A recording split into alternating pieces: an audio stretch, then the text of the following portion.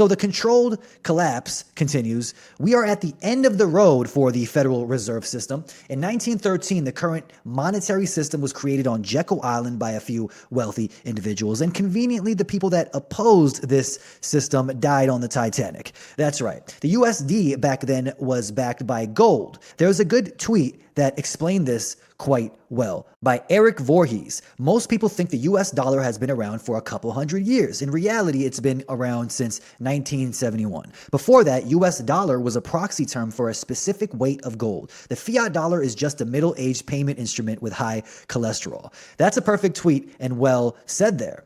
Now, in 1971, President Nixon changed the gold standard and told everyone the USD will not be backed by gold. He even said it was just temporary to, in quotes, address the country's inflation problem and to discourage foreign governments from redeeming more and more dollars for gold. But this system never changed back. Till this day, the global reserve currency, which is the USD, is not backed by anything. Now, in these days, any dollar spent by the government will sooner or later be taken out of the taxpayers' pockets. The way governments can accumulate money to spend is by three ways: raise taxes, which is an unpopular way. Another unpopular way would be cutting spending into certain sectors like military, schools, welfare, social programs. This is unpopular, so they do it the third way. This is the option they go for here. When the U.S. Treasury, which is the executive finance department in the States, wants to fund new spending, they just increase the budget deficit at the cost of increasing debt. And this third way is the go-to for the government. The U.S. government issues bonds. A bond is a promise to repay a certain amount of money with interest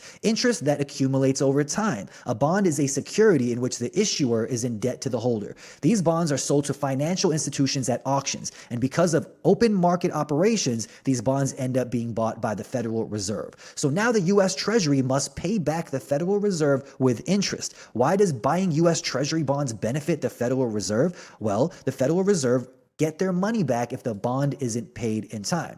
The interest accumulates as well. So the Federal Reserve always get their money back and some. Plus, the U.S. Treasury keeps increasing the budget deficit and it issues more bonds to pay off old bonds. This is called rollover debt. This was difficult for me to understand at first, so I tried simplifying it as much as I could, and it's still confusing, but I guess it's that way on purpose. I had to quote this from a video I watched on YouTube.